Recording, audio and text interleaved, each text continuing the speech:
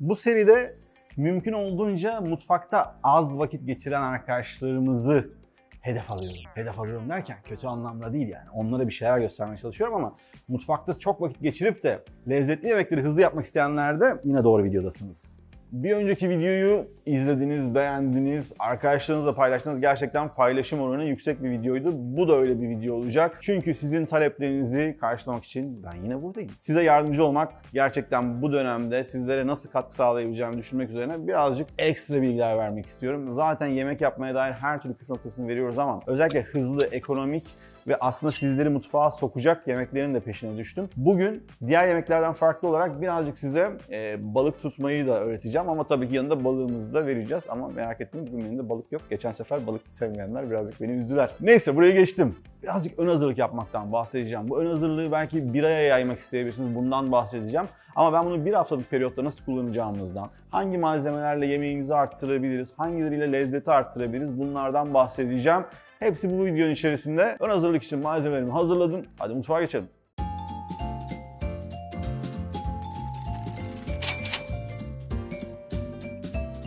Bugün günlerden 28 Ocak 2022. Yani aslında şu andaki hani fiyatlara göre tek bir marketten de yapmadım alışverişini, yalan söyleyeyim. Artık hani ucuzluk market dediklerimizde bile fiyatlar çok değişken olabiliyor. Birkaç marketin bulabildiğim en ucuz ürünleriyle, tabii ki düzgün ürünlerle yapmaya gayret ediyorum. Birazcık kıymayı nasıl artırabiliriz? Aslında eskiden evlerimizde sürekli yaptığımız şeyi daha modern halde, sizlerin evinizde kolayca yapabileceğiniz şekilde size anlatmak istiyorum. Güzel bir kıymalı sos yapacağız. Sadece 150 gram kıymam var ama yanına ekleyeceğim sebzelerle beraber, birazcık da pişirmeyle beraber şahane bir sos haline getireceğiz. Soğuttuktan sonra bir hafta boyunca hiç korkmadan kullanabilirsiniz. Sadece yapmanız gereken tek şey var. Isıttıktan sonra tekrar dolaba almamak. Her seferinde bir kere soğutuyoruz, bir kere ısıtıyoruz ve yemeğimizi yiyoruz. Bu aklınızın bir köşesinde bulunsun. Şimdi ben düdüklüde pişireceğim bu sosu. Neden? Hem daha hızlı pişirecektir hem de daha az gaz harcamanızı sağlayacaktır. Eğer yoksa tabii ki bunu daha uzun da pişirebilirsiniz. Özellikle daha çok yapacaksanız böyle büyük bir düdüklü işinizi görecektir. Öncesinde bir parça yağ atıyorum. Ne kadar az yağ kullandığıma bakabilirsiniz. Yaklaşık 3 yemek kaşığı kadar burada sıvı yağım var ve hemen kıymayı kavuracağım. Şöyle dibine yapıştıra yapıştıra pişireceğiz. Eti kavurmak buradaki en önemli nokta. Bakın duyabilirsiniz şu anda. Kıymalar artık cızırdamaya başladılar. Kenarlara güzelce yapışıyorlar. Özellikle bu yapışmalar inanılmaz bir lezzet katacak. Bütün suyunu bıraktı, suyunu çekti. Şu anda yağına bindi. Demek oluyor ki şu anda burası et lezzetiyle artık dop dolu. Hemen soğanımı ekliyorum içerisine. Havuç ekliyorum. Şimdi soğandaki asitle beraber kenarlar hafiften çözülmeye başlayacaklar. Bakın şu dibindeki yapışmaya bakın. Bunlar sizi tereddütte uğratmasın. Dibinin yapışması gayet iyidir. Çok az da mantarım var. Buradaki önemli noktalardan bir tanesi de mantar. Burada 100 gram mantar var. 90 kuruş, 8.90 gibi bir şey yapıyor. Bu mantarı tabii ki 10 gün boyunca falan dolabınızda düzgün saklarsanız kullanabilirsiniz. Bir 100 gramı burada lezzeti arttırmak için bizim için önemli. Bu haftanın yani en büyük maliyetli kalemi burada yaptığımız sos. Bu sosu 4'e de bölebilirsiniz, 3'e de bölebilirsiniz. Ben 3'e bölmeyi tercih edeceğim. Ama epey fazla olacak. Sanki 4 porsiyon çıkacakmış gibi. Nereden baksanız 1 litreye yakın bir sosumuz olacak. Biraz tuz atalım. Burada sevdiğiniz baharatları da eklemeyi unutmayın. Yaklaşık 1 tatlı kaşığı kadar toz kırmızı biber ekliyorum. Biraz da kimyon ekleyeceğim ama kimyonu abartmıyorum. Şöyle yarım çay kaşığı gibi düşünebilirsiniz. Baharatların da hafiften kavrulması çok önemli. Ve 100 gram domates rendesi ekliyorum içerisine. Gerçekten muhteşem kokuyor. Baktığınız zaman temelde bir makarna sosunu andırıyor burada yaptığımız olan yemek. Tavukla da yapabilirsiniz bu arada. Bu tarz soslar gerçekten işinizi kolaylaştıracak soslar. Şimdi sıcak suyumu alıp geliyorum. Sıcak suyu yavaş yavaş ekliyoruz. Birazdan böyle dibini kazıyacağız. Altını açalım. Şimdi bu kenarları sıcak suyun verdiği yetkiye dayanarak kazıyoruz. Nasıl kokuyor Mert? Kokuyu en çok sen alıyorsun. Acıktım. Tamam. Yukarılara doğru gidiyor malum koku. Oradan onay almam lazım. Burada yemediğim bir şey var mı içerisinde? Yok. Demek oluyor ki bu da siz de mesela evde yemeklerinizi yaparken benim koyduğum malzemelerden sevmediğiniz malzeme varsa bunu çıkartıp sevdiğiniz malzemeyi içerisinde arttırabilirsiniz. Ya da o gün sebze olarak farklı bir malzemeniz vardır evinizde. Bu sosun içerisine ekleyebilirsiniz. Güzelce kenarlarını kazıdım. Biraz daha su koyacağım içerisine.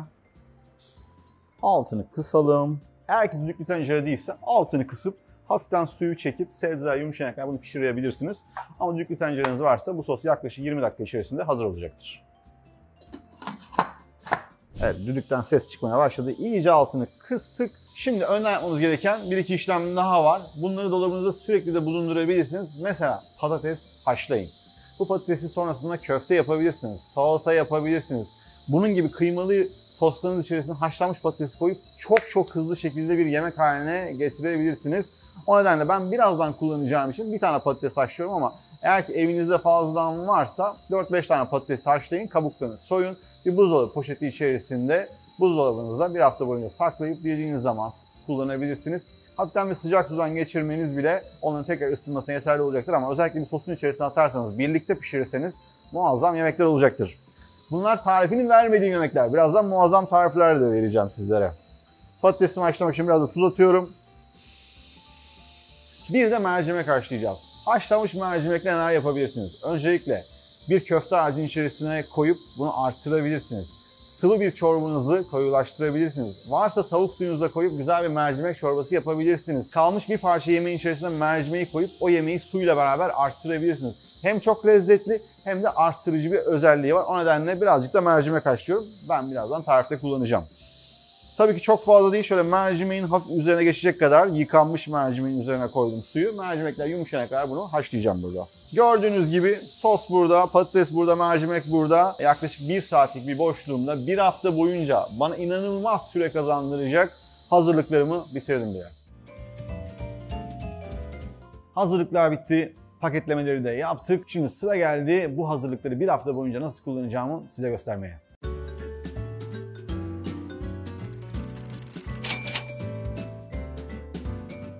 İlk yemeğimiz kıymalı bulgurlu bir pazı yapacağız. Pazı yoksa ıspanak olur. Ispanak sevmiyorsanız bunu pırasayla da yapabilirsiniz ya da sadece kıymalı bulgur pilavı gibi de yiyebilirsiniz. Tercihleriniz sınırsız ama ben bugün pazılı olan versiyonu yapacağım.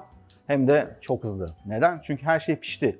Pazı zaten hızlıca pişiyor. Ispanak da öyle hakeza. Eğer pırasa yapacaksınız öncesinde sotelersiniz. Sadece bulgurun pişmesini bekleyeceğiz. Bu da 10-15 dakika. Bir kavanozdan biraz fazla çıkmıştı.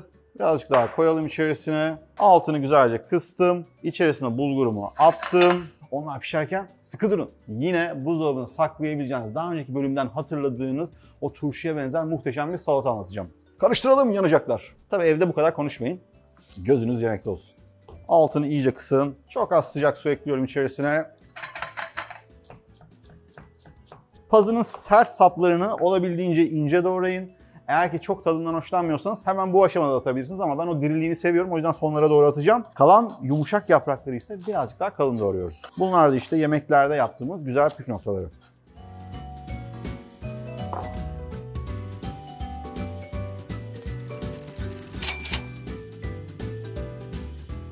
Kerevizimizi soydum. Şuraya bakalım. Bulgurlar yavaş yavaş kızarıyorlar. Kızarma nedir? Şişiyorlar.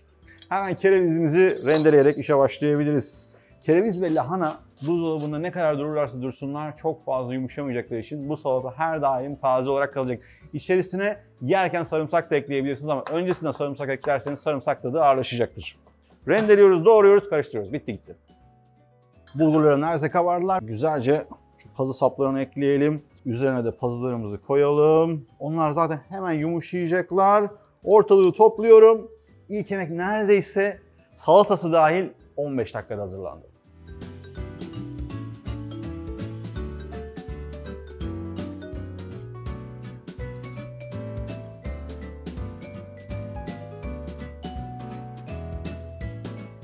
Muhteşem bir tabak oldu. Keşke kokusunu da duyabilseniz. Gerçekten sıcacık bir ev yemeği kokusunda. Salatam epey bereketli. Yanıma bir tabak koymama rağmen hala burada 3 tabak kadar daha var. Yani bu beni epey uzun süre götürür. Şimdi diyeceksiniz ki bu salata gerçekten dayanır mı? Evet, dayanır. Çünkü mesela bugün yediğinizde birazcık diri diri gelebilir. Ama durdukça hem lahana hem kereviz biraz daha kendini bırakır ama hiçbir zaman böyle tamamen yumuşamaya girmez. Tadına bakalım. Tam yorum olsun. Kendimi de yakmayayım. Pazılar gördüğünüz gibi hala diri ve yeşil.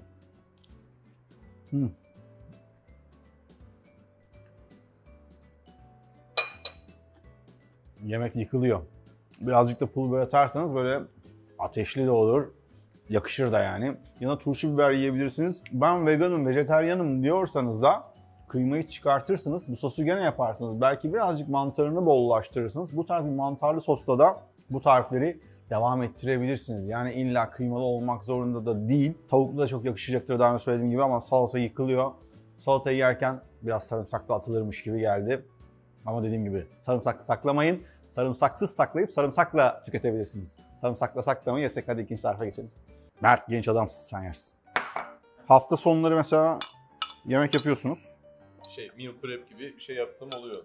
Ya mesela işte bunu yanında da getirsen, mikrodalgada ısıtsan gene şahane yemek. Evet. Buna bak bakayım. Bayağı fresh. Bayağı güzel. İkisi beraber. İdeal.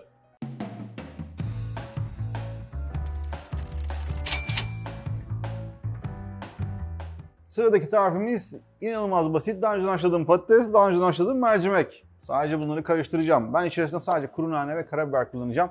Haşlarken içerisine tuz da atmıştım. Tuz bile atmama gerek yok. Sonrasında böyle minik köfteler yapıp tavada çok az yağda önlü arkalı kızartacağım. Sizler dilerseniz bunun içerisine taze baharatlar ekleyebilirsiniz. Taze nane ekleyebilirsiniz. Taze soğan ekleyebilirsiniz. Eziyoruz, karıştırıyoruz. Bu kadar.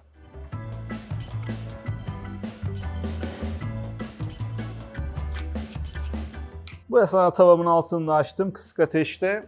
Herhangi bir tava kullanabilirsiniz. Yapışmaz yüzeyli olursa patates pişirirken işinizi kolaylaştıracaktır. Dilerseniz bunu paneleyebilirsiniz, fırınlayabilirsiniz. Tamamıyla size bırakıyorum.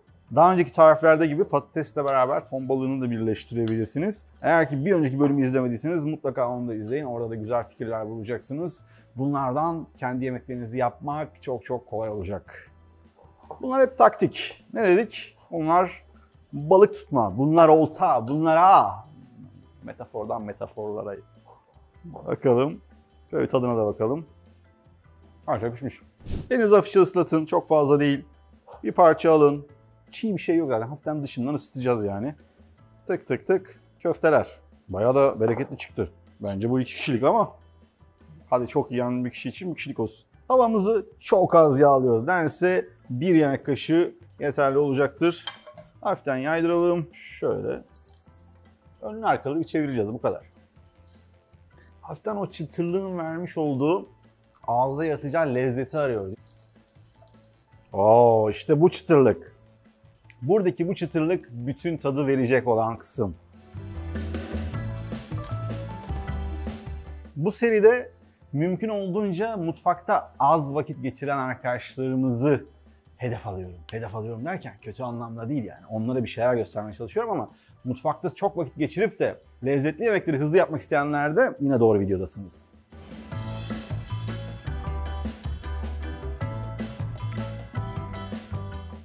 Bence porsiyonumuz epey ideal. Yani çok bile yani. Öyle söyleyeyim size. Tamam, ben bugün biraz elim bol takılıyorum gibi duruyor. Porsiyonlar bu boylara göre fiyatlar yani, öyle söyleyeyim size. Hepsini önden tarttım. Şuna bakar mısınız? Bak. Şu an nereye de geliyor.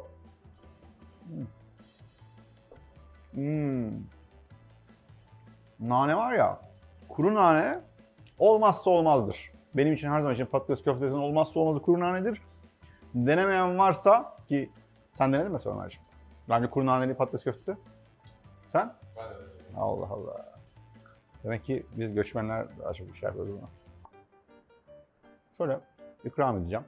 Bak bak, ucundan tutuyor. Nasıl kibar davranacağım diye. At bakayım ağzına. Tekte atarsın sana. Wow. Senin gibi bir patates eksperi olan bir insanı mutlu eder mi? Evet. Aramızdaki patates eksperi sensin. Peki yumuşaklık, mercimek. Şu anda zorla ağızdan laf çekiyorum.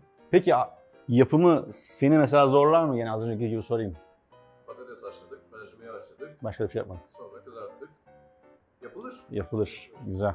Gözünüz korkmasın yani. Hani ben geçtim yapıyorum gibi bir durum yok. Siz de yapabilirsiniz. Burada yaptığım her şeyi siz de yapabilirsiniz. Geçelim diğer yemeğe.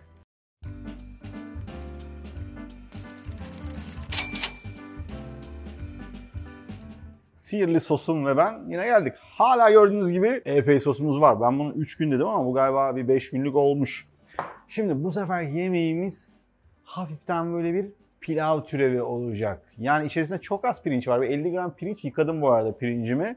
3 kepçe de bundan koyacağım. Hatta bunu koyayım, ısınmaya başlasın burada. 3 kepçe bile çok gelecek. Şöyle 2 dolu kepçe tamamdır. Burada garnitürüm var. Sadece sebze varsa sadece sebzeli yapın. İlla pirinç kullanmak zorunda değilsiniz. Bulgurunuz devam ediyorsa bulgur kullanın. Makarna atabilirsiniz içerisine. Canınız ne istiyorsa, evinizde ne varsa. Bu lafımı unutmayın. Evinizde ne varsa. Hemen altını açalım. Yıkanmış pirinci içerisine atıyorum. Birazcık da sıcak su ekliyorum. Pirinçler diriliğini kaybetmeye başlayınca içerisine buradaki patatesli, havuçlu, bezelyeli garnitürden karıştıracağım. Üzerine birazcık da maydanoz koyup yiyeceğim. Bak bu yemedir hocam. Bu arada bu pilav değil bu arada. Yani pilav olmadığı için suyunu biraz bol koyup böyle yemek gibi de yiyebilirsiniz. Yani böyle pilav daha da buraya kadar doldurup pilavlar iyice içerisinde patlar. Kıymalı çorba gibi de yiyebilirsiniz. Yaratıcılıkta özgürsünüz. Bakın bir su seviyesiyle oynamak bile 3 çeşit yemeğe neden olur. Bir tane sos var, sınırsız yemek var.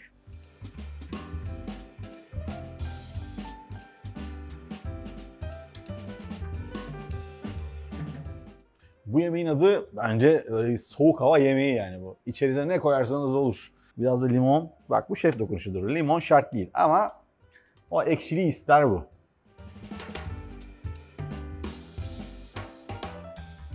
Bak. Benim için biraz tuz eksik. Ama dışarıdan eve gel. Böyle donmuşsun. Koy hemen. Çıkar sosunu. At oradan pirincini. Tıkırdarken üstünü değiştir. Al bunu böyle kucağına. Isıtsın seni. Nokta.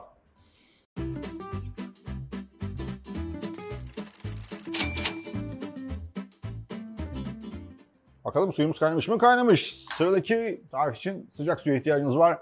Ben arpa şehriye kullanacağım. Sizler dilerseniz makarnada kullanabilirsiniz. Tuzlu su içeriye. Arpa şehriye hafiften kabaracaklar. Sonrasında bunu böyle sıcak olarak kullanacağız.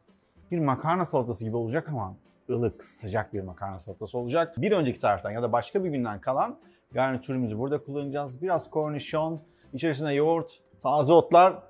Muazzam. Şehriyelerim güzelce kabardılar. Bak, şimdi muazzam bir hareket gösteriyorum size. Bunlar soğuktu değil mi? Hemen atıyoruz sıcak suyun içerisine. İstediğiniz kadar atın. Bu da ne kadar büyükmüş. Bu kadar yeterli olur. Bunu da başka akşam yeriz. Şöyle karıştırıyorum. Güzelce bunlar ısındılar mı? Isındılar. Şimdi ayrıca kase kirletmenize gerek yok. Hemen süzüp geliyorum, kaybolmayın. Evet, şimdi sebzeler var, paşeriyeler burada hazır. Hemen 2 yemek kaşığı yoğurt atıyoruz içerisine. Tuzluydu zaten, tuza ihtiyacımız yok çok fazla. Yoğurt ısındı mı? Böyle güzelce.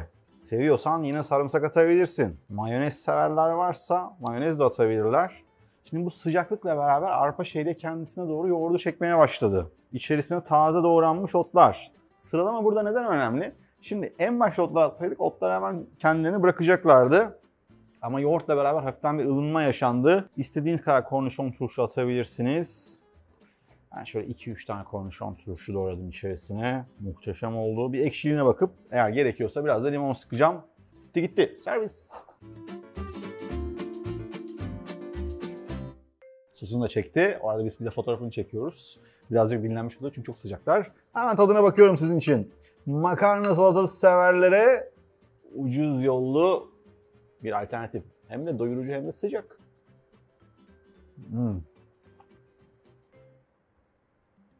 Bugün yaptıklarım arasında en sade tada sahip olan yemeğimiz bu.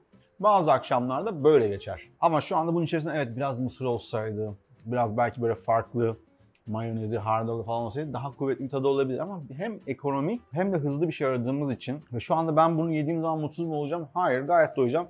Bunun daha iyisi var mı? Tabii ki var. Ama hızlı ve ekonomik bir çözüm arıyorsanız ve buradaki malzemeler sizi mutlu ediyorsa gördüğünüz gibi tek tencerede tak tak tak tak karıştırdık. 15 dakika sonra yemeğimiz hazır oldu. Geçelim son yemeğe. Çok acayip.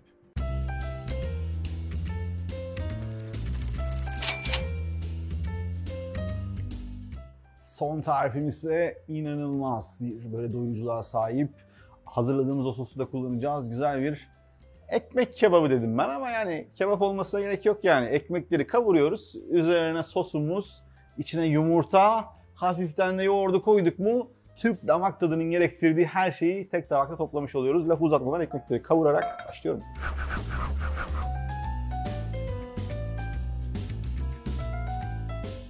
Evet, ekmeklerimizi güzelce çıtırdattık. Ayrı bir tava ihtiyacımız yok. Hemen sostan şöyle 2 kepçe alalım. Gerçekten böyle şeyler bereketli oluyor. Yani ben 3 yemek yaptım. Burada 2 yemeklik daha var, yani yemeğe göre değişir. Yani ben bunun tamamına 5 porsiyon derim. Bugünkü çünkü yaptığımız tüm yemekler fazlasıyla doyurucuydu. Şimdi bu kaynasın, hemen ortasına bir tane de yumurta kıracağım. Sarısı birazcık böyle çiğ kalsın ama beyazını ara ara böyle bir spatula ile düzeltip karıştırabilirsiniz. Ya da tamamını da karıştırabilirsiniz. Tuz atıyorum. Üzerine koyacağımız yoğurda da biraz tuz atalım. Servis zamanı.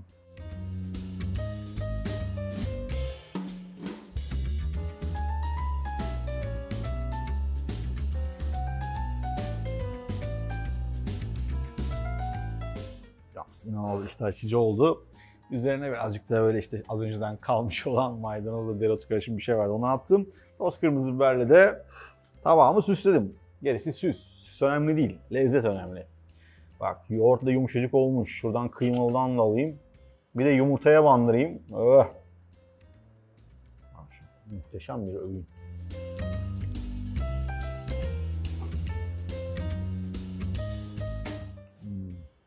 Gerçekten çıtır ekmek, hafif böyle serin yoğurt, sıcacık kıyma, yumurta mükemmel. Belki 2 yumurtalı olsa daha doyurucu olur. Daha çok ekmekle yiyebilirsiniz. Bunu ekmek arasında yapabilirsiniz. Çılgınlıklarda sınır tanımıyoruz. Bugün gerçekten sizlere anlattıklarım benim çok içime sindi. Umarım sizler de beğenmişsinizdir. Sizlerin de bu tarz böyle mutfağa girmekte zorlanan ya da mutfakta ne yapacağını bulamayan, ekonomik çözümler arayan arkadaşlarınız varsa bu videoyu mutlaka onlarla da paylaşın. Burada yaptıklarımız herkese yayılsın istiyorum. Birinci videoyu izlemediyseniz mutlaka onu da izleyin. Oradaki tariflerle buradakileri birleştirip şu anda elinizde inanılmaz böyle bir karışım oldu. Çok beğenirseniz bir bölüm daha çekeriz. Bugün yaptığımız her şey tabak maliyeti olarak hepsi 10 liranın altındaydı. Sizler tabii ki benim gibi bu malzemeleri sürekli satın almak zorunda değilsiniz. Çoğu bu malzemenin evimizde bulunan işte turşularımız var, domateslerimiz var. Buzlukta biriktirdiğiniz bezelyeniz, fasulyeniz, nohutunuz var. Bunları kullanarak fiyatları daha da aşağı düşürebilirsiniz. Çok daha farklı tarifleri zaten sizinle paylaşmaya her zaman devam edeceğiz. Ama bunun gibi özel tarifleri de yapmak beni gerçekten çok mutlu ediyor. Umarım sizler de bu tarifleri başka arkadaşlarınıza ulaştırırsınız. Tabii ki abone olursanız, videoyu beğenirseniz de muazzam olur. Bir sonraki tarifte görüşmek üzere. Bay bay.